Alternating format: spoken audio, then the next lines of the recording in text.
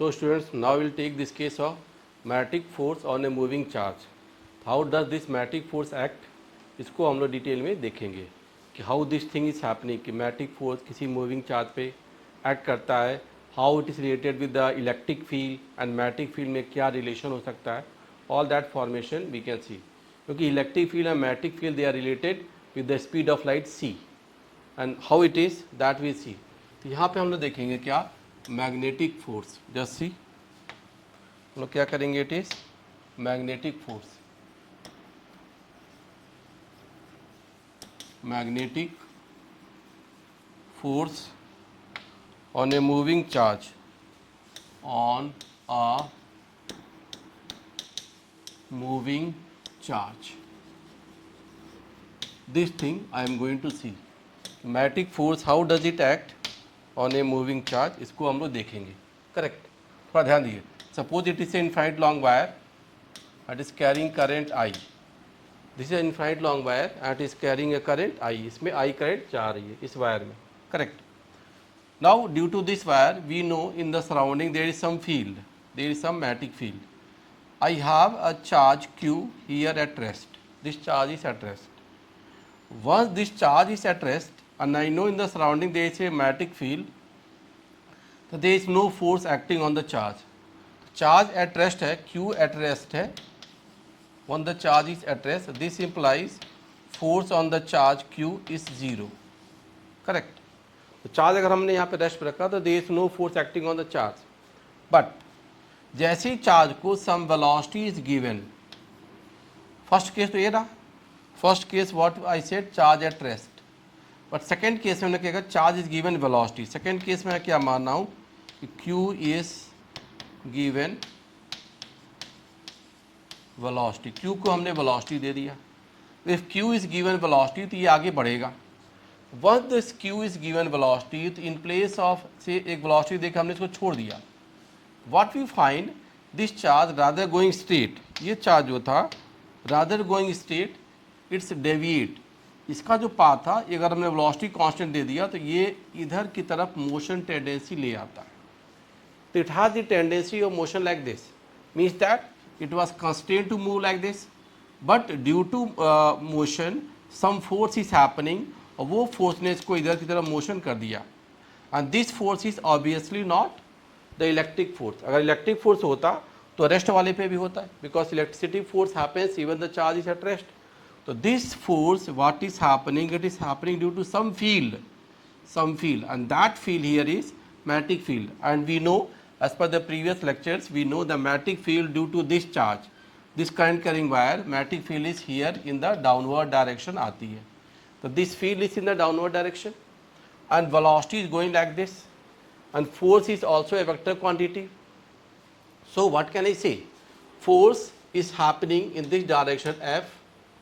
It is proportional to the charge Q, and it is associated with V and B. B is the magnetic field, and we know that force is a vector quantity, and it is involving other two vectors V and B. It must be cross product. It must be cross product. हम यहाँ पे कह सकते हैं this force is Q times V cross B. Experimentally it has been found because magnetic field is in the downward direction. If you put the fingers of right hand in direction of velocity and rotate it towards magnetic field, force happens in this direction.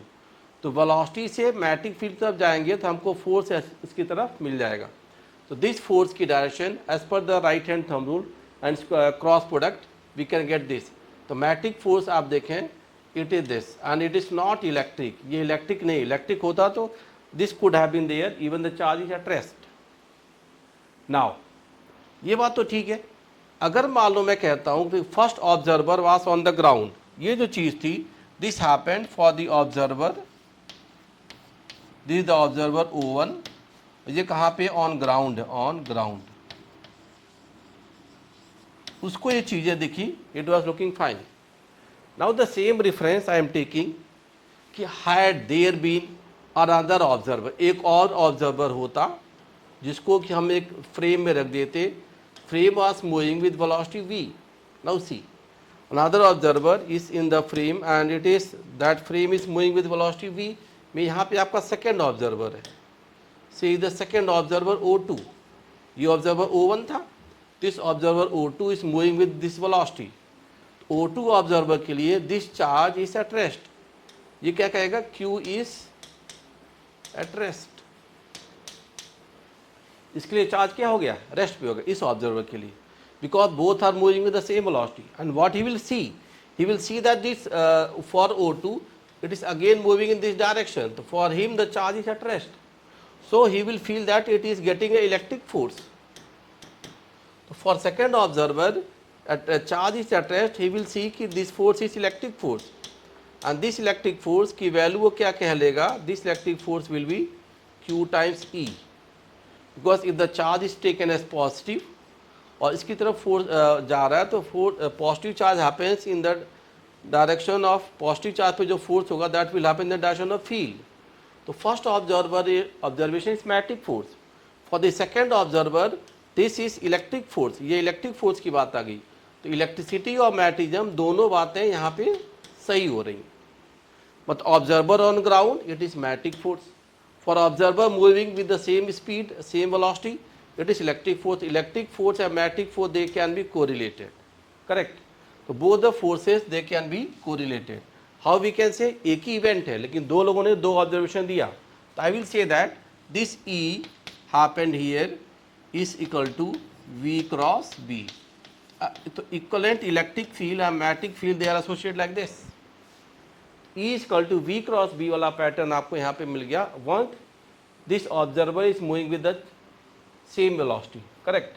And further if I say, I can say it to be as what I will say, E is equal to, this is C cross B. Now here result आपको where C is the speed of light,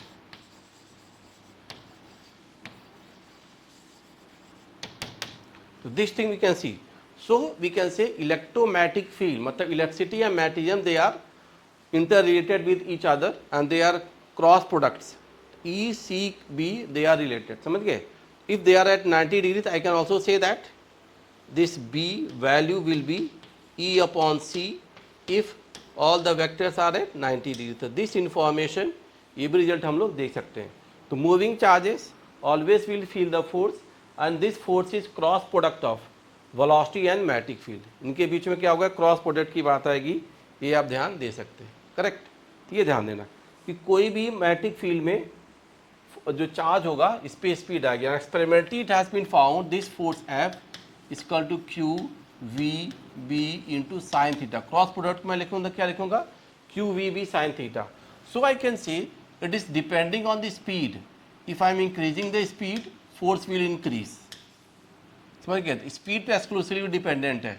if I am increasing the suppose I am increasing the magnetic field, then also this force will increase. I am increasing the sin theta value, then also this force will increase. तो force will increase, all the three factors linear relation आ गया। तो आप ये भी ध्यान देंगे force, this magnetic force depends on the velocity, it depends on the magnetic field value, it depends on the value of sin theta. ये सारे experimental observations हैं। So I can say that ये सब पे जब डिपेंड कर रहा है तो force is Q times V cross B अगर मैंने लिख दिया तो what does it mean? Force is perpendicular to both velocity and magnetic field. ये दोनों के perpendicular है force. Force is perpendicular to both velocity and magnetic field. इसका आप ध्यान रखिएगा, दोनों के perpendicular. What does it mean? It means that magnetic force can't increase the magnitude of velocity, it can't increase the magnitude of velocity. velocity के magnitude को नहीं बढ़ा सकता magnetic force, मतलब delta change in kinetic energy that will be zero. तो क्या करेगा, it can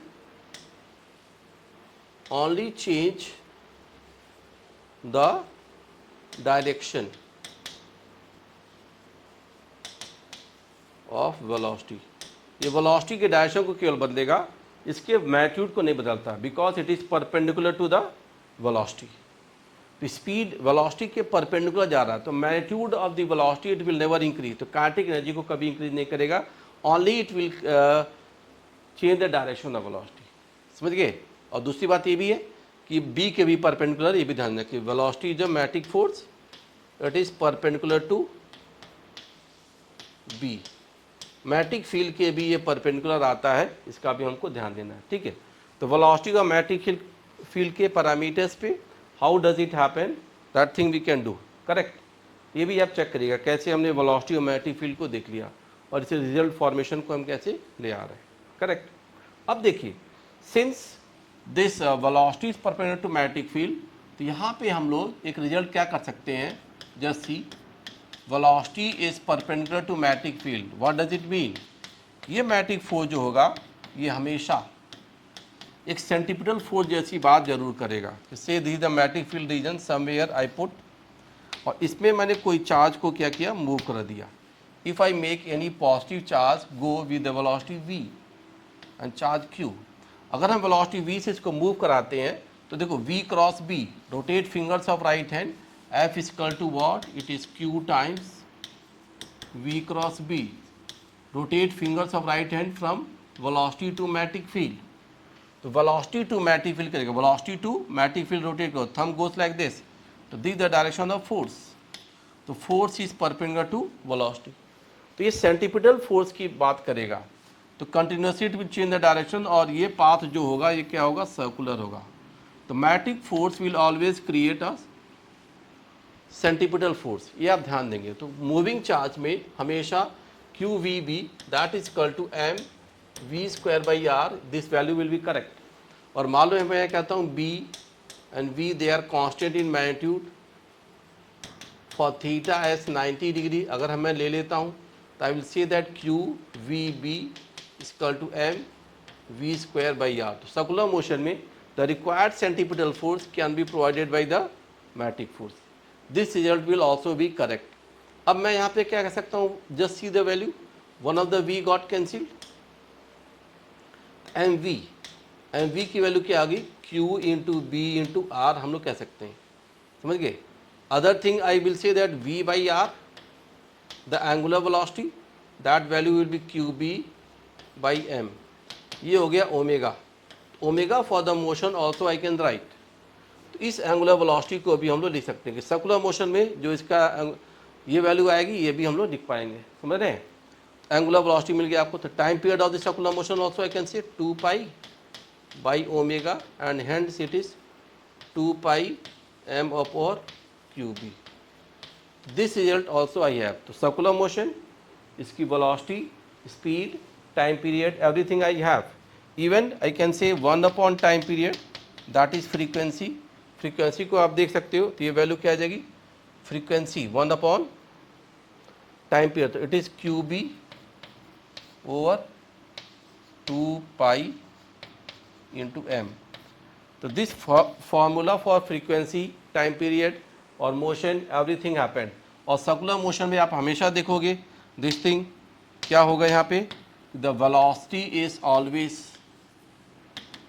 perpendicular to the magnetic force, मतलब magnetic force is perpendicular to velocity, always it will happen, यहाँ भी गया तो देखो velocity is this, magnetic force is this, they are perpendicular to each other, ठीक है।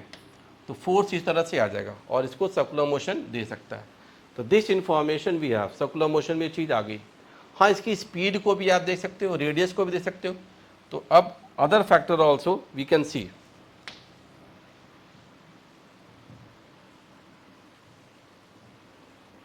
अगर नेक्स्ट इसको मैं जाता हूँ तो व्हाट आई विल से,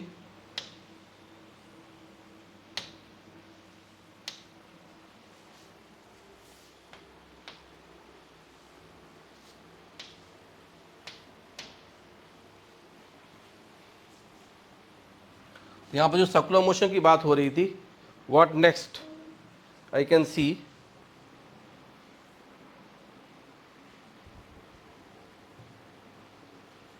वेलोसिटी देखो, तो वेलोसिटी के लिए मैंने क्या कह लिया था, ये रिजल्ट हम लोग निकाल पा रहे थे, क्यू बी आर, थोड़ा ध्यान देंगे आप,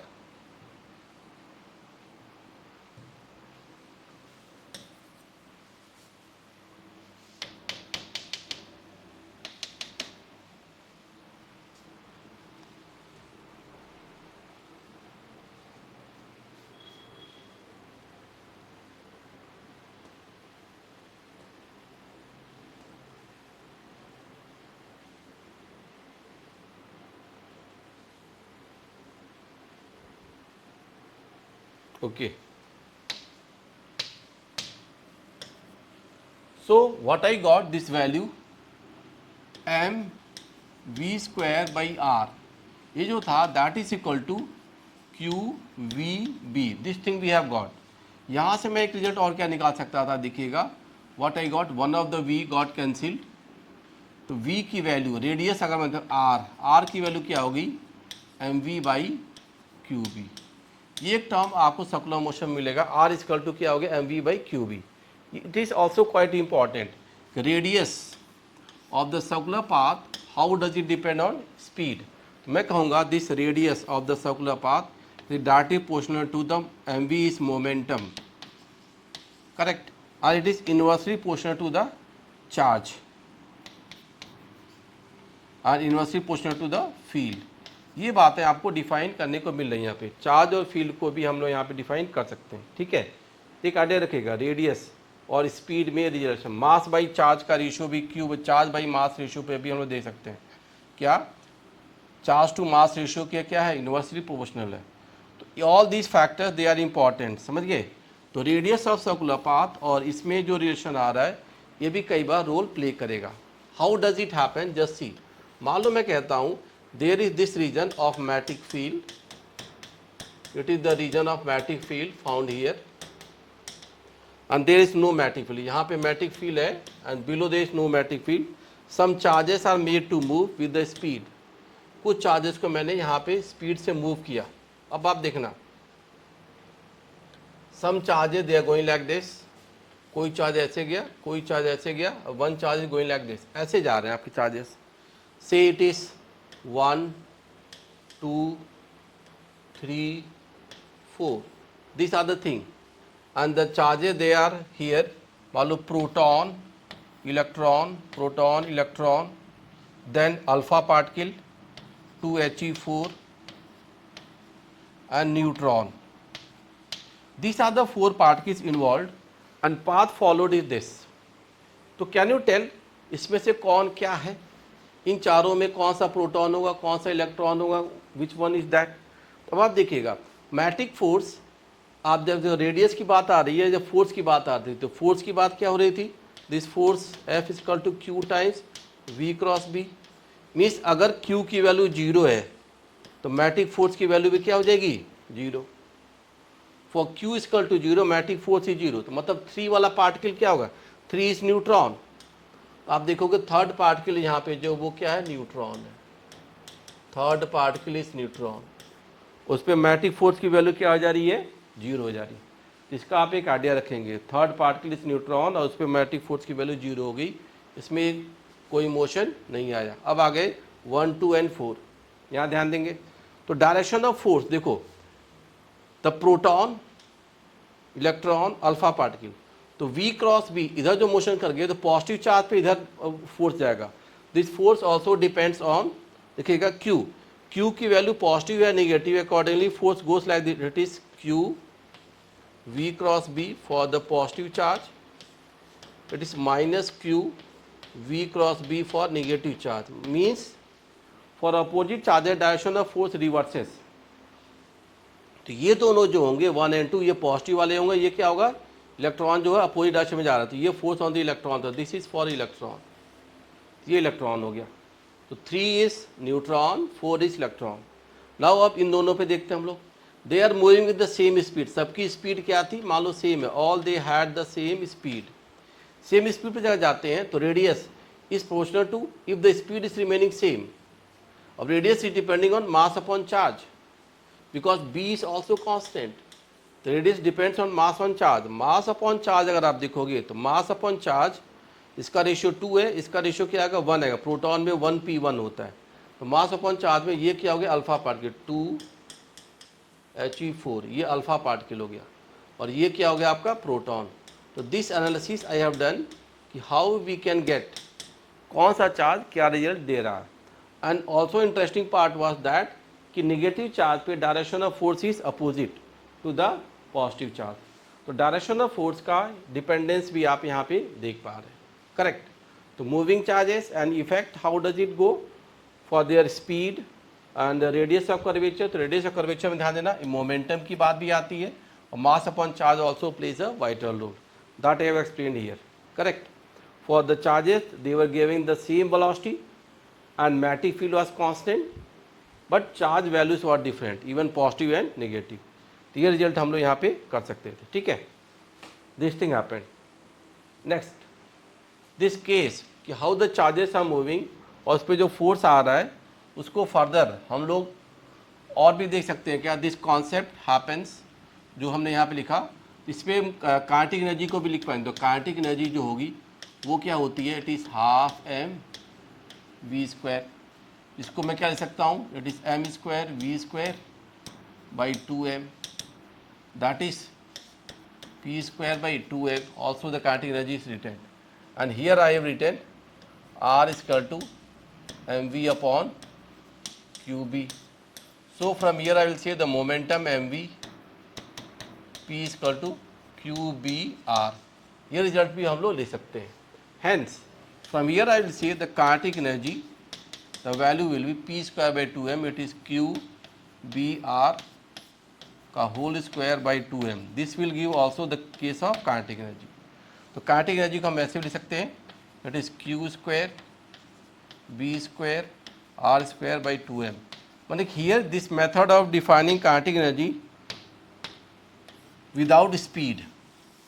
आप देखो यहाँ पे कोई स्पीड की बात हो ही नहीं रही है, तो मतलब काइनेटिक एनर्जी जनरली तो we write it as half M we square, but here I am getting the formation without speed. तो विदाउट स्पीड इस यहाँ पे चार्जेस का ये रिजल्ट आपको मिल सकता है. और मोमेंटम वाली बात भी आप याद रखेंगे, this momentum this p square two M we square to q B are.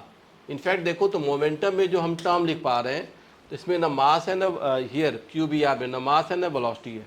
Different way this is also important result ना. तो kinetic energy for the charges, linear velocity, angular velocity, all that I have defined. एक चीज़ और आप देखिएगा यहाँ पे जो हमारे पास v बाई आर था, v by r that was omega, this value was q B by m. आप देखें एंगुलर वेलोसिटी और इसमें क्या रिलेशन है कि टाइम पीरियड में स्पीड का कोई मतलब नहीं है. मतलब टाइम पीरियड में आप जाओगे तो स्पीड और रेडियस से क्या इंडिपेंडेंट है. व्हाट डज इट मीन कि आप स्पीड बढ़ाओगे तो radius of curvature will also increase. If I increase the speed, its radius of curvature will also increase for the circular motion. ये एक इम्पॉर्टेंट पार्ट यहाँ पे आएगा, ध्यान देना. To make the omega constant, अगर ओमेगा की वैल्यू कांस्टेंट आ रही है मतलब v बाई आर भी क्या है, कांस्टेंट है. तो सर्कुलर पाथ में आप हमेशा इस चीज़ को देख पाएंगे. If we are increasing the speed तो radius will also increase. Correct. तो रेडियस विल ऑल्सो इंक्रीज और ये वैल्यू क्या आ जाएगी, कांस्टेंट आ जाएगी. ये भी आप ध्यान दे सकते हैं. Correct. This thing we have. Now, once we have these values, अब इसमें मोर केसेस सर्कुलर मोशन जो होता है, तो यहाँ पे हम लोग सर्कुलर मोशन के लिए एक केस आता है cyclotron. Cyclotron effect also we see. How does it happen. Cyclotron में the same concept we are using and this instrument is used for increasing the speed of charge particle. Charge particle speed को बढ़ाया जाता है. तो cyclotron आप देखो तो क्या होता है, they are the 2D shape structures. ऐसा एक हॉलो डी शेप स्ट्रक्चर होगा, आप देखेंगे ना, it is A hollow D shape structure. Correct.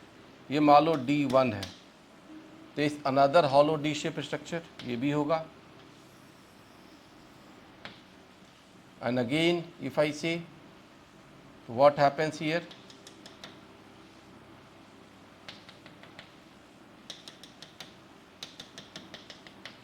जैसे आप लोग कोई पिज़्ज़ा पैक होता है, आप देखेंगे आप ऐसे ना, तो ये 2 डी शेप स्ट्रक्चर्स हैं and it is present in some external field. ये किसी एक्सटर्नल फील्ड के उसमें प्रेजेंट है. मैग्नेटिक फील्ड बी में क्या है, प्रेजेंट है. It is present in some magnetic field.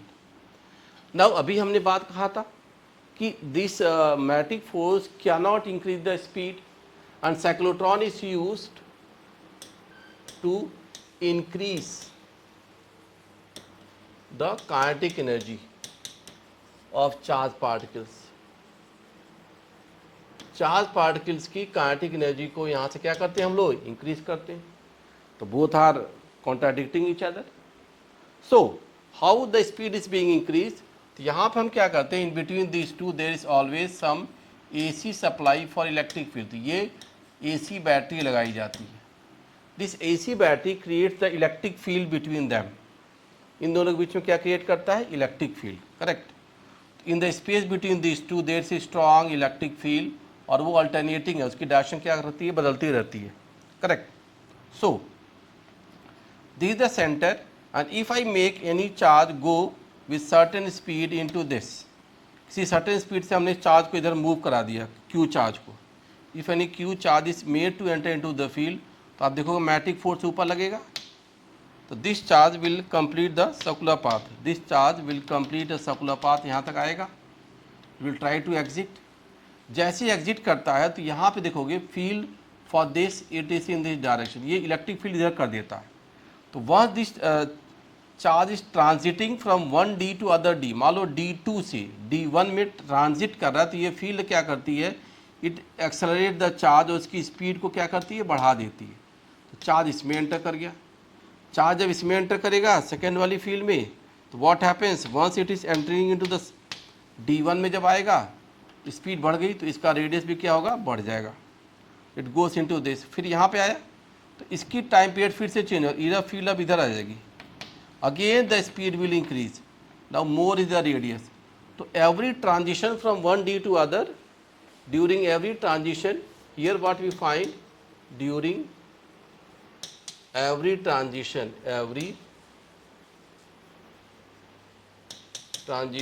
from D1 to D2 और वाइस वर्सा दोनों में, electric field causes speed increase. ठीक है. मैग्नेटिक फील्ड जो होता है only changes the V direction, केवल डायरेक्शन को बदल रहा है, स्पीड कौन बदल रहा है, दिस थिंग. और डायरेक्शन इससे बदल गया, स्पीड इससे बढ़ गया. स्पीड जब बढ़ता है तो radius of the particle will also increase. तो they will go toward the boundary. तो दो हॉलो डी शेप स्ट्रक्चर्स होते हैं. दे आर लाइक कि आप ऐसे मान लो कि नहीं, जब पिज़्ज़ा खाते हैं तो पिज़्ज़ा का जो डब्बा है, cover up, that cover is there and some charges are moving in those holes. तो दो हॉलो डी शेप स्ट्रक्चर्स होते हैं, और one D to other D में ये चीज़ होगी. तो cyclotron is used for speeding of the charge particles. The frequency is very high. मान लो कि 1 मिनट में वो 100 बार मूव कर गया, तो 100 बार उसकी स्पीड क्या हो रही है, बढ़ रही है. And what should be there, important condition is that if they are synchronized, तो time period of circular motion, time period of जो AC सप्लाई है और time period of circular motion, दो बोथ विल बी सेम, दोनों की value क्या रहेगी, same रहेगी. तो इसका टाइम पीरियड क्या था, 2 पाई m/QB, और ये time period of AC supply, both will remain same. तो क्या करता है वो, ट्रांजिशन के हिसाब से जैसे जैसे यहाँ पे इसका हाफ टाइम पीरियड है तो इसका भी बदल गया, तो ये इसकी सिंक्रोनाइजेशन बनी रहती है. तो दिस वे, और one this charges are reaching at the boundary, जब बाउंड्री पे पहुँचेंगे, ये मान लो बाउंड्री यहाँ पे आ रहा है, तो यहाँ पे ना एक होल बनाया जाता है. And one the charge with the increase speed is reaching there at the boundary, तो वहाँ से इसको एग्जिट करा लेते हैं. मोर इज द डायमीटर, इसका डायमीटर जितना ज़्यादा होगा उतनी स्पीड क्या होगी, बढ़ जाएगी. काइनेटिक एनर्जी भी क्या होगी, बड़ा हो जाएगी. Any cyclotron should have this concept that it should be larger in radius. जैसे IIT कानपुर में साइक्लोट्रॉन है, तो उसमें बड़ा सा इफेक्ट इसमें आएगा कि ज़्यादा स्पीड से हम इसको बढ़ा सकते हैं. तो साइक्लोट्रॉन की स्पीड बढ़ना मतलब उसका रेडियस भी क्या हो रहा है, बढ़ता जा रहा है. तो larger is the size of radius, more the speed of kinetic energy we can get. और यहाँ पे इसकी स्पीड अप टू द माने कि lakhs of kilometre per second वाली स्पीड भी हम लोग जनरेट कर सकते हैं, comparable to the speed of light, that high speed charge particle they can be generated. तो साइक्लोट्रॉन का इम्पैक्ट आ गया, और कैसे हम ये वैल्यू देख पा रहे हैं ये ध्यान देना. Correct, this thing happens. तो साइक्लोट्रॉन में ये मूविंग चार्जेस में मैग्नेटिक फोर्स और combination of E and B that causes like that. ये एक आइडिया आप रखिएगा. Correct. Now further what we have, ये जो इफेक्ट आ रहा है हमारे पास साइक्लोट्रॉन में, ये तो आ गया मान लो. ना, दिस इफेक्ट हैपन कि साइक्लोट्रॉन में ये चीज़ आ रही थी, समझ रहे आप, दिस थिंग हैपन। अब कई बार ऐसा होता है कि टाइम पीरियड, जैसे मान लो स्पीड जब बढ़ती है तो जो एट मास जो होगा यहाँ पे, स्पीड जब काफ़ी बढ़ जाती है हाई स्पीड पर, when the speed is very high speed पे क्या होता है, मास, इफेक्टिव मास जो होता है दैट ऑल्सो इंक्रीजेस। थोड़ा ध्यान दें, if the speed is tending toward the speed of light, तो वहाँ पे मास इफेक्टिव बढ़ जाता है। रिलेटिविटी थ्योरी से आपका मास इफेक्टिव जो होता है m0 over under root of 1 minus v square by c square, ये बात आ जाती है। तो इफेक्टिव मास यहाँ पे क्या हो जाता है, बढ़ जाता है। तो इफेक्टिव मास बढ़ जाएगा तो टाइम पीरियड क्या हो जाएगा, बढ़ जाएगा। तो इफ़ हाई स्पीड पे रिलेटिविटी थ्योरी से इफ मास इज इंक्रीजिंग तो time period will increase for this. तो मान लो ये अंदर ही रह गया तब तक पोलैरिटी चेंज हो गई। तो मास के चेंज होने पर अगर हमने बी को भी एडजस्ट कर दिया, मास इंक्रीज किया तो हमने क्या कर दिया, बी को भी उसी रेशियो में बढ़ा दिया, so that T is kept constant for both. तो मास बढ़ने पे टी बी को बढ़ा देना, तो ऐसे जो इंस्ट्रूमेंट होते हैं they are required for not letting this cyclotron going out of track, कि दोनों की पोलैरिटी क्या रहे, सेम रहे। तो ये हमारा ये बीटा ट्रॉन वाले फॉर्म में आ जाएगा ना। तो ये चीज़ फॉर्मेशन आपको ध्यान देना कि मैग्नेटिक फील्ड को हम चेंज कर रहे हैं, या एक सिंक्रो साइक्लोट्रॉन होता है कि हमारा मास बढ़ा तो आपने देखा इसका टाइम पीरियड बढ़ गया। अगर time period of the moving charge बढ़ रहा है, टाइम पीरियड ऑफ चार्ज बढ़ गया, तो हमने time period of AC supply भी बढ़ा दिया उसी रेशियो में। तो ये भी हो सकता था, दैट इज फ्रीक्वेंसी को एडजस्ट कर लिया तो सिंक्रो साइक्लोट्रॉन, मैग्नेटिक फील्ड को एडजस्ट कर लिया तो वो भी एक मेथड है। तो this two different type of instruments are used, कि उसमें फ्रीक्वेंसी को भी एडजस्ट किया जा सकता है ऑफ एसी सप्लाई, और मैग्नेटिक फील्ड को भी हम लोग बढ़ा सकते हैं to nullify the effective mass increase. और साइक्लोट्रॉन जो होता है, इसीलिए cyclotron is used to increase speed of alpha particle 2He4 heavy charge particle होगा, या 1D2 ड्यूट्रॉन्स हैं, ऐसे कुछ पार्टिकल को हम करेंगे, समझ गए ना। लेकिन ये not for electrons, it is not use for electrons. Electrons के लिए नहीं यूज़ किया जाता क्योंकि रिलेटिविटी थ्योरी में वो चीज़ ज़्यादा डोमिनेट कर जाती है। तो साइक्लोट्रॉन इफेक्ट इज यूज्ड, और उसको कैसे यूज़ कर रहे हैं ये थोड़ा ध्यान देंगे, समझ गए। तो ये भी एक property that I have to apply, sorry, ये जो चीज़ आ रही थी आपकी, इसको हम लोग देख सकते थे। तो ये प्रॉपर्टी मैं कैसे अप्लाई करूंगा, जस्ट सी,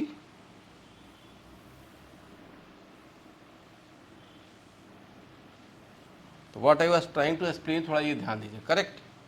तो ये चीज़ आपका मिल गया यहाँ पे, ठीक है ना। तो हमारा cyclotron is not used for accelerating the electrons. Positive charges helium and all में लिए जाएंगे ताकि रिलेटिव चेंज इन मास को कम मैंने मिनिमाइज किया जाए, और ये इफेक्ट आएगा, ठीक है। तो ये भी एक आइडिया आप रखेंगे for the moving charges, correct. This thing happened for cyclotron, इसकी बात मैंने बता दी। Next, once we have this thing, अब एक दो केसेस और आते हैं, आप देखोगे एंगल ऑफ डिफ्लेक्शन,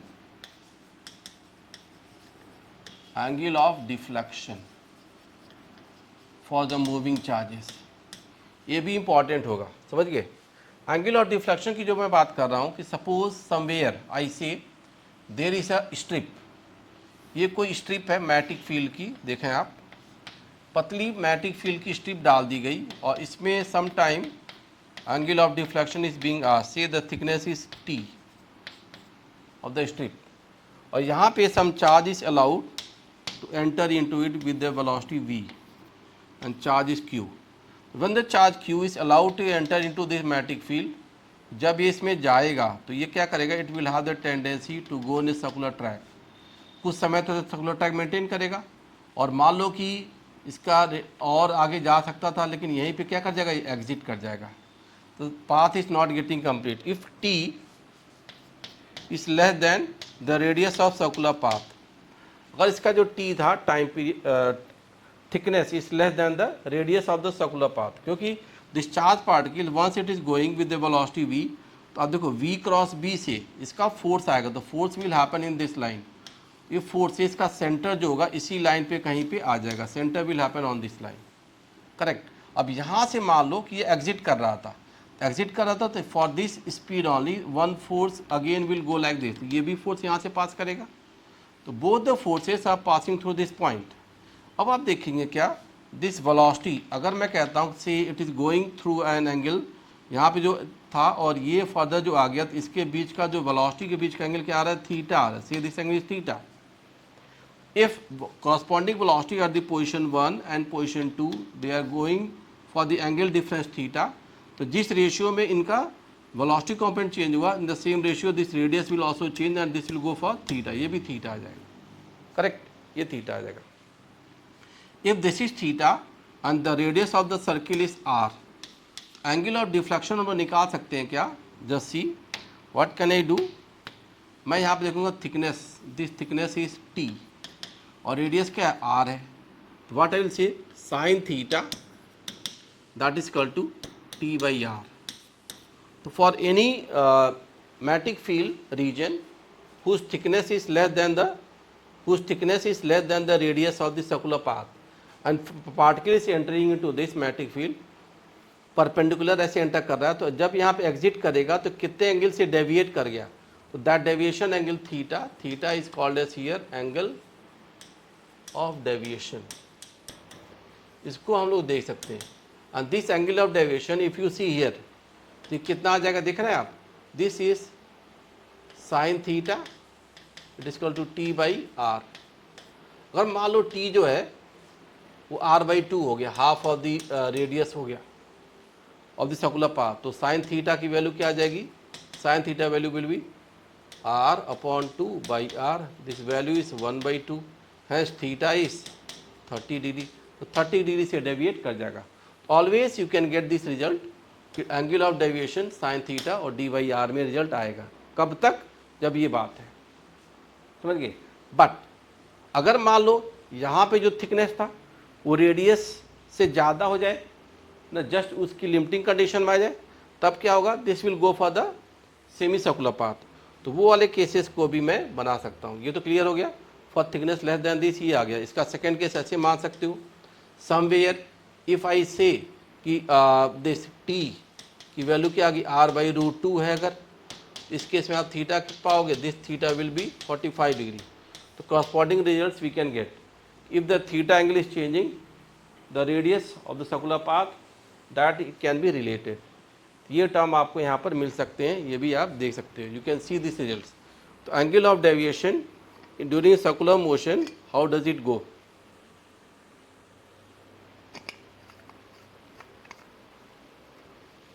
ठीक है जी, ऐसा रिजल्ट फॉर्मेशन भी हमारा आ जाएगा। नेक्स्ट सेकेंड केस में ले रहा हूँ, for angle of deviation T is greater then the radius, तब क्या होगा। Now I say the field is sufficiently large in thickness.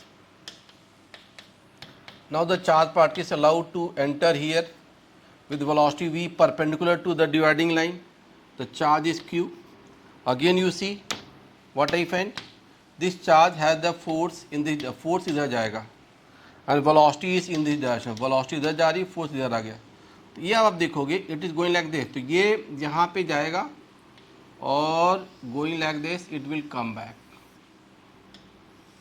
तो यहाँ पे ये देखो, इसका जो रेडियस था ना, this radius is less than the T is greater then the radius of circular path, तो यहाँ पे टर्न अबाउट करके वापस आ गया, तो this will complete the circle, तो सेमी सर्कुलर मोशन ये कंप्लीट करेगा। और यहाँ पे जो velocity, initial velocity was like this, final velocity this, तो इसका देखो डेविएशन एंगल जो आएगा वो आप देख सकते हो। तो यहाँ पे क्या हो गया, for t is greater than are,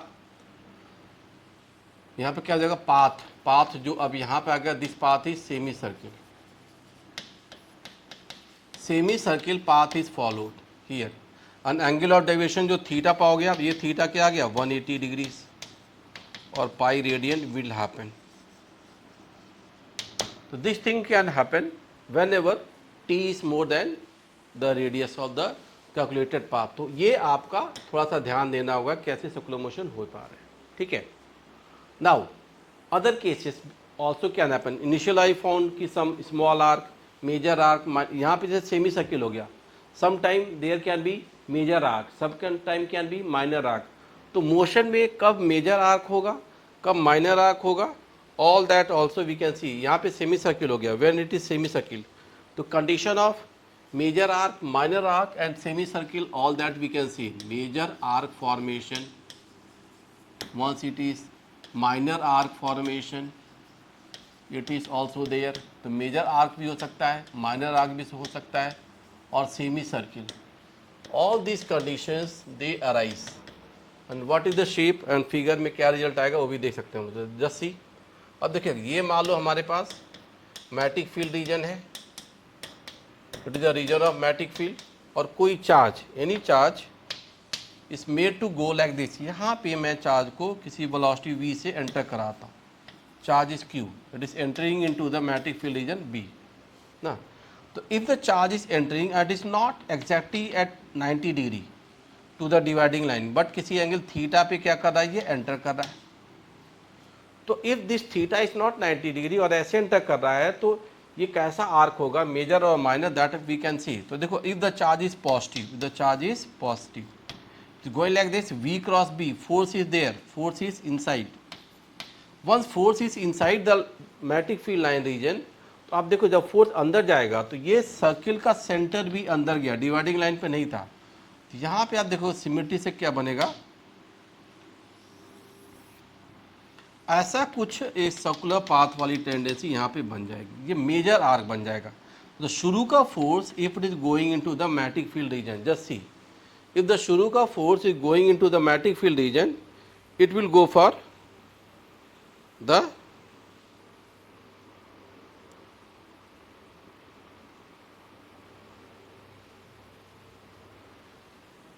तो ये आपका मैटिक इसमें जब जाएगा तो ये सेंटर यहाँ कहीं कुछ आ जाएगा,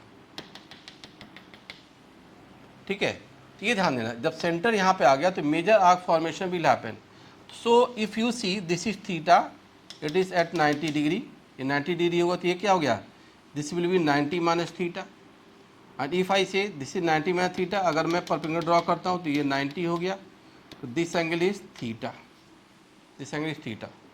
सिमेट्री से आप देखोगे ये अगर थीटा एंगल आ जा रहा है तो फर्दर ये सिमेट्री से इधर भी एंगल क्या आएगा, ये थीटा ही आएगा, करेक्ट.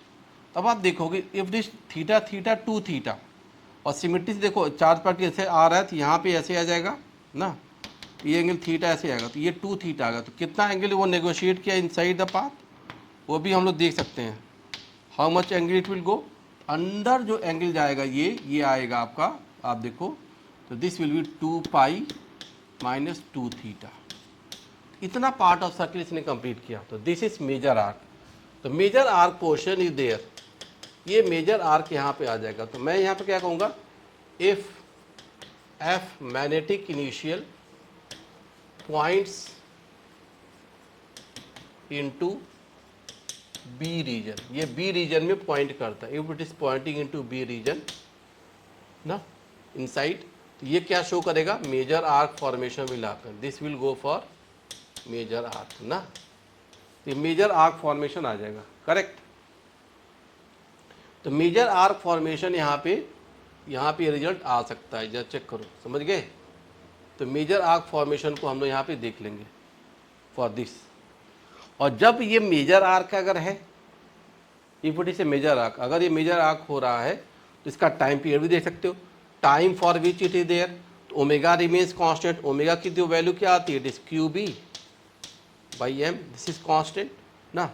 तो टाइम पीरियड जो आप देखोगे और टोटल टाइम पीरियड का जो रेशियो होगा, तो वो वैल्यू क्या आ गई, देखो 2 pi minus 2 theta over 2 pi, this ratio will happen.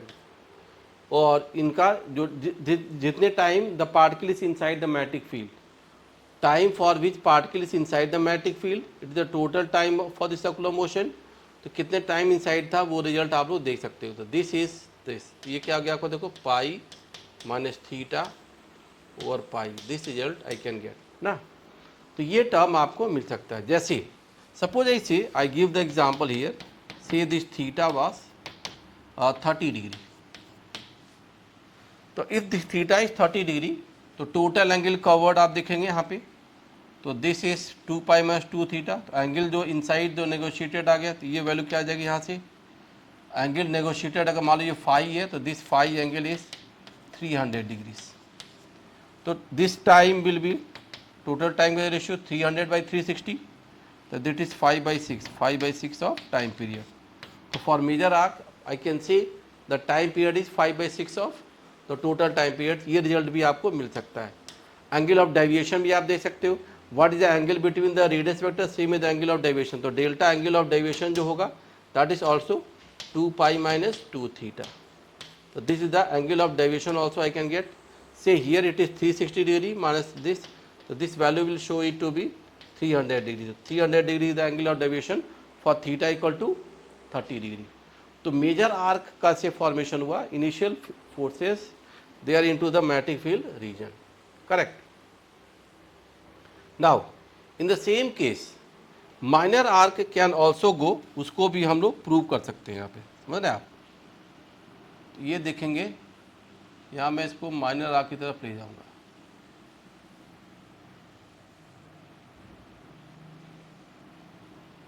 Correct. अब मैं इसको माइनर आर्क कैसे प्रूव करूंगा, जस्ट सी हियर, ये तो हो गया मेजर आर्क, समझ गए। Minor arc had it been, तो कैसे फिगर जाता उसको भी हम लोग चेक कर सकते हैं। Just see, had the charge been negative, had the charge been negative,